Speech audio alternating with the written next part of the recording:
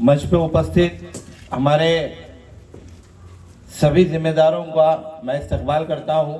वक्त का तकाज़ा है और काफ़ी वक्त कम दिया गया है और अभी अभी मुंबई से आया हूं और वो मंजर देखते आ रहा हूं जहां इत्तेहाद की ताकत क्या होती है। एक सरों का समंदर, गाड़ियों का समंदर, इत्तेहाद की ताकत। जो लोग ये कहते थे कि मुसलमान सो रहा है, एक झपकी दिखाई उसने और मुंबई हिल गई। मेरे कायद जनाब बैरिस्टर असदुद्दीन अवैसी साहब कहते हैं कि मैं तुम लोगों का लीडर नहीं बनना चाहता। वो कहते हैं मैं तुम लोगों का लीडर नहीं बनना चाहता, मैं तुम में से लीडर निकालना चाहता हूं। तो ऑल इंडिया मजलिस इत्तेहादुल मुस्लिमीन का मकसद, मजलिस इत्तेहादुल मुस्लिमीन का मकसद यह है कि आप में से कई नुमाइंदे आगे आए और मैं शुक्रगुजार हूं तुकुम की सारी टीम का जिन्होंने ये हिम्मत दिखाई कि हम मजलिस में शामिल हो रहे, शेरों की टोली में शामिल हो रहे। अल्हम्दुलिल्लाह। मैं आप लोगों से आज वो मंजर शेयर करने आया हूं जो मैंने मुंबई में देखा है। कुछ लोग कह रहे थे कि ये ऑल इंडिया मजलिस इत्तेहादुल मुस्लिमीन के पार्टी का प्रोग्राम है तो हम क्यों जाए। तो मैंने कहा ये गुलाम मुस्तफ़ा का लश्कर है जो मुंबई में राने तुझे कैद करने आ रहा है, तुझे बताने आ रहा है कि बस ये झांकी है, अभी पूरी पिक्चर बाकी है। तो वो जो मंजर 35 किलोमीटर, 40 किलोमीटर, 50 किलोमीटर जो बढ़ता जा रहा था काफिला, वो आशिक रसूल का था। तो सोचो जब 0.001% वहां पहुंचे तो मुंबई जाम हो गई। जब 1% आशिक रसूल वहां पहुंचेंगे तो सोचो क्या मंजर होगा। मेरे ख्याल इंचार्ज साहब ने कहा था कि मैं लात मारता हूं ऐसी सियासत को, कि मैं लात मारता हूं जूते की नोक पे रखता हूं ऐसी सियासत को। जो लोग कह रहे थे कि ये सियासत है, जब उन्होंने कहा कि जब बात मेरे नबी की आ जाए, जब मेरे प्यारे सरकार दो आलम सल्लल्लाहु अलैहि वसल्लम की आ जाए, तो हम सियासत छोड़ो, हम गुस्ताख रसूल को कहां से कहां पहुंचाएंगे ये आप सोच भी नहीं सकते। उन्होंने कहा था कि कौन कब तुमको निपटा देगा तुमको भी नहीं पता चलेगा। तो मेरे भाइयों, ऑल इंडिया मजलिस इत्तेहादुल मुस्लिमीन क्यों चाहिए, ये सबसे पहले सवाल आता है कि हमें ये पार्टी क्यों चाहिए। हमें ये पार्टी इसलिए चाहिए, ये एक प्लेटफॉर्म है जहां पे आप लोग लीडर बनोगे, जहां आप लोग सदर बनोगे, जहां आपकी खुद की क़यादत होगी, जहां आपके खुद के जहां कानून बनोगे, जब आप बैठोगे तो सिर्फ अकेले बैरिस्टर असदुद्दीन अवैसी साहब नहीं रहेंगे। वहां अगर 10-15 भी अगर हमारे एमपी होते तो ये कानून के वक्त जब काले कानून हमारे खिलाफ सीए, एनआरसी, 3 तलाक, शरीयत, हर चीज में मतलब दाखिलत हो रही है, तो वहां कौन बोलेगा।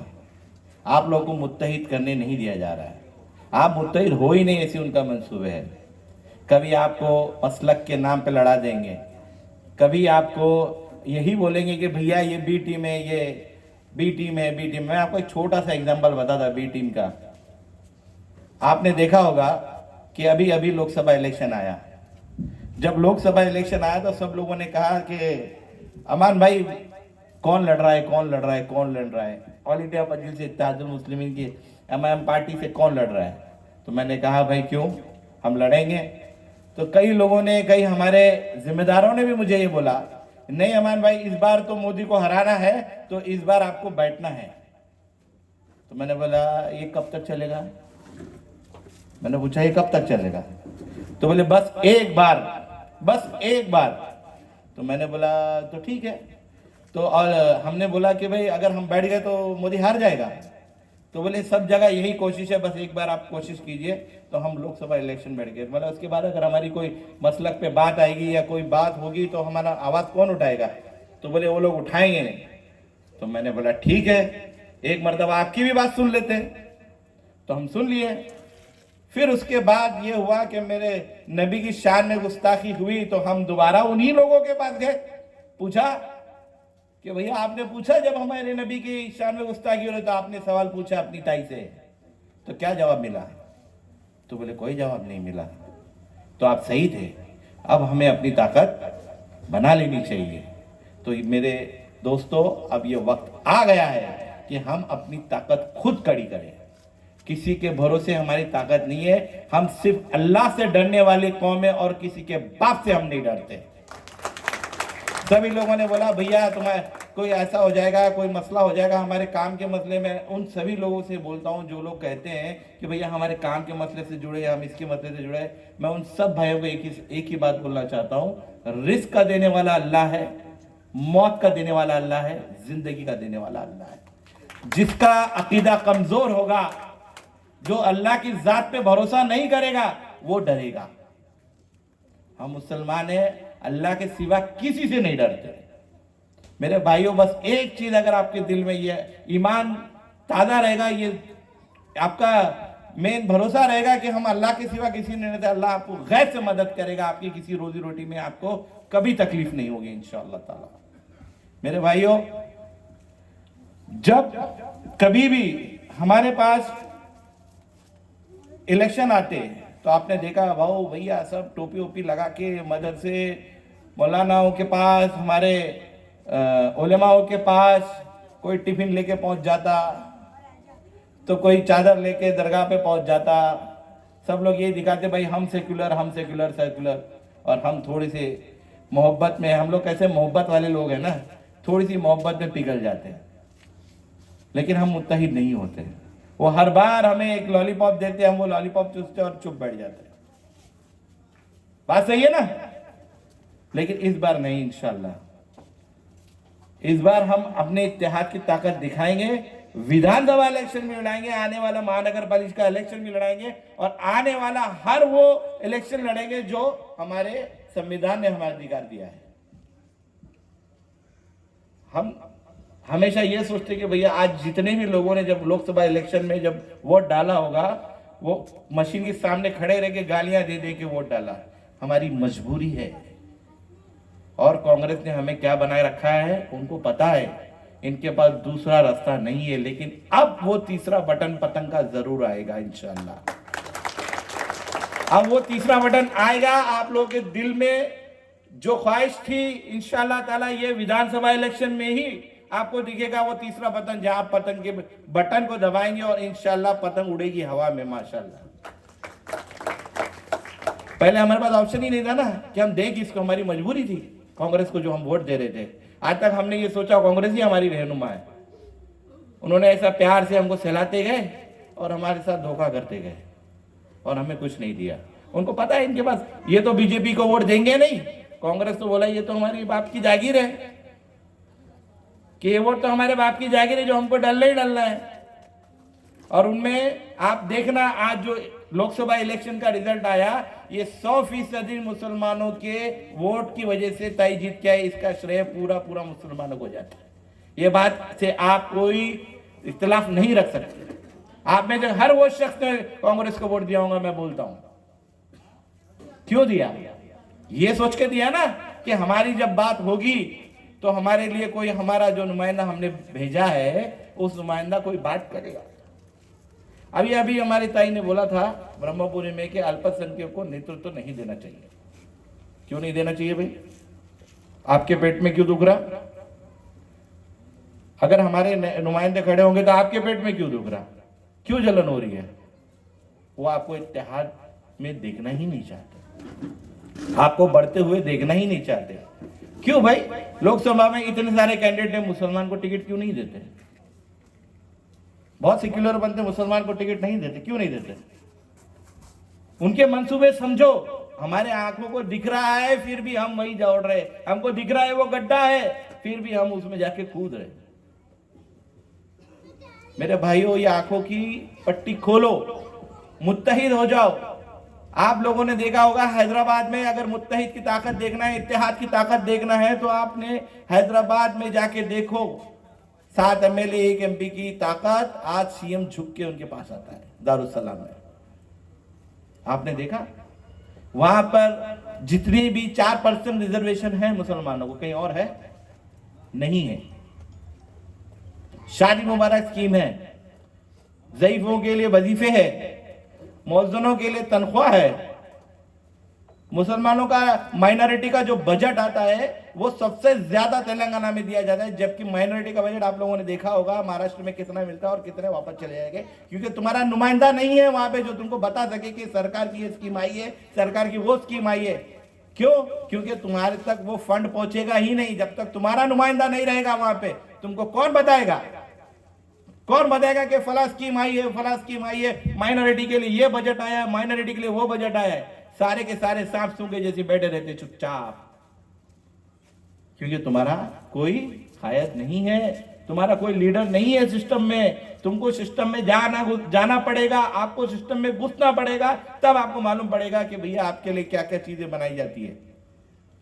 लेकिन हम हर चीज से वंचित है, हर चीजों से दूर है। क्या हुआ हमको, क्या हुआ, कुछ प्रॉब्लम हुई, चले निवेदन दिए आ गए, निवेदन दिए आ गए, उसके आगे क्या क्या कर रहे हैं हम, उसके आगे क्यों नहीं कर पाते? आपने कभी सोचा है? अरे कभी निवेदन लेने वाले बनो, कभी निवेदन लेने वाले बनो। अगर निवेदन लेने वाले बनोगे तो कहीं जाके आप सिस्टम में कुछ काम कर पाओगे। और निवेदन लेने वाले बनने के लिए आप सबको इत्तेहाद के साथ एक प्लेटफॉर्म पे आके एक जगह वोट करने के बाद आपको पता चलेगा कि मुसलमान की ताकत क्या होती है। लोग बोलते भाई मुसलमान की तो आबादी नहीं है, इतने सारे वोट लेंगे भी तो क्या कर लेंगे ये लोग। सबसे बड़ा सवाल सब लोग, आपको कैलकुलेशन समझाता हूं मैं। सब लोग बोलते भैया लोकसभा में 20 लाख वोटिंग है, 20 लाख वोटिंग में तो मुसलमान की वोटिंग 3 लाख है। 3 लाख की वोटिंग होने के बाद उसके अंदर भी 2 लाख वोटिंग बढ़ती है, तो ये 2 लाख वोट क्या कर लेंगे? उसका एग्जाम्पल आज जो सीएम 240, 300 पार, 400 पार का जो नारा लगा रहा था, उसका एग्जाम्पल यही है कि 240 पे सिमट गए, 272 चाहिए थे 32 सीट वाले। आज सोचो किस लेवल पे है, 240 सीट लेने वाले भी उसके सामने आज झुक गए। अगर वो 2 लाख वोट इकट्ठा होके एक जगह होंगे ना, कल को आने वाले इलेक्शंस में वो लोग आपके पीछे आएंगे, आपकी बातें सुनेंगे, आपकी हर वो चीज मानेंगे। क्यों मानेंगे? क्योंकि भैया ये 2 लाख वोट है। अब आप देखो तेली फैक्टर, कुंभी फैक्टर, धनोजय कुंभी फैक्टर, ये फैक्टर वो फैक्टर चल रहा है भाई। सब लोगों ने अपने अपने मुत्तहिद होके अपने अपने गढ़ बना लिए और सब लोग जाके उनके पीछे हाथ धो के पैर पड़ के वोट मांग रहे। और आपके पास क्या कर रहे आके? आप लोग को क्यों नहीं पूछा जा रहा? क्योंकि आप सब लोग एक फ्री के वोट हो कांग्रेस के लिए। ये फ्री फंड के वोट जा रहे हैं आपके, आपका जो सबसे कीमती वोट है ये फ्री में जा रहा है आपका। लेकिन अब ऐसा मत करना। आने वाले इलेक्शन में हमारा वोट चाहे वेस्ट हो, चाहे हमारा नुमाइंदा आए या ना आए, लेकिन हमारा वोट ऑल इंडिया मजलिस इत्तेहादुल मुस्लिमीन को जाएगा इंशाअल्लाह। और आने वाले समय में हमारी नस्लें भी इसी को वोट करेंगे, चाहे हम जीते या ना जीते। लेकिन हमारा एक अलग आने वाले समय में हमारी एक अलग पहचान बने, ताकि लोगों को पता चले कि भाई नहीं भाई ये भी मुत्तहिद लोग हैं, हमको इनकी बात सुननी पड़ेगी। अगर एक आदमी पुलिस स्टेशन में जाके कोई कंप्लेंट करता तो कोई नहीं सुनता, जब हमारा पूरा मजमा जाके पुलिस स्टेशन में कंप्लेंट करेगा तो वो छक मार के अंदर से उठ के आएगा और पूछेगा भैया क्या हुआ। ये होती है मुंडियों की ताकत, ये इत्तेहाद की ताकत, ये हुजूम की ताकत। आज जब मुंबई हम गए थे तो कलेक्टर, कमिश्नर सब रोड पे आ गए थे। सब लोगों का कहना था इम्तियाज जलील साहब आप रुक जाइए, हम 3 दिन में कार्रवाई करेंगे इंशाल्लाह। उसके बाद मेरे कायद दूसरे दिन असदुद्दीन अवैसी साहब भी पहुंच गए। भाई पूरी मुंबई जाम करना ये एक हिस्ट्री है, ये एक इतिहास में लिखा जाएगा कि इतना बड़ा हुजूम, इतना बड़ा, इतनी बड़ी रैली शायद ही मुंबई ने किसी इतिहास में देखी होगी। ये किसकी ताकत है? ये आप लोगों की ताकत है, ये आप लोगों का इत्तेहाद है। अगर आप इस तरीके से इत्तेहाद दिखाएंगे तो अच्छे अच्छे आपके सामने झुकेंगे इंशाअल्लाह।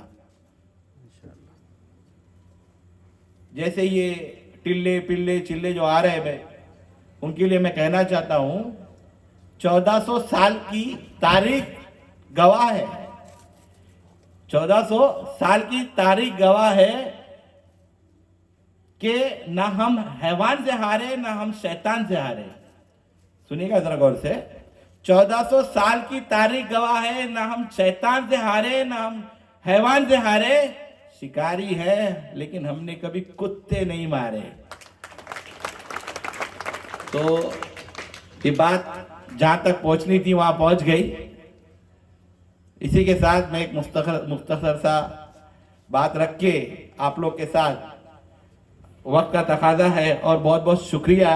हमारे सबसे अहम चीज़ ये है कि जब तक हमारे उलमाओं का साया और उलमाओं की मशवरे के साथ अगर हम चले, जैसा हमारे माजिद साहब ने बोला कि सब लोग मुत्तहिद हो जाओ, अपने मसलक अपने पास रखो, अपने इख्तलाफात अपने पास रखो। ये लोग हमें गली गली तितर बितर बांट के कोशिश कर रहे हैं, तो ये बटो मत। एक प्लेटफॉर्म पे आके एक कलमे के नीचे आके सब लोग यही कहो, तेरा मेरा रिश्ता क्या, तेरा मेरा रिश्ता क्या।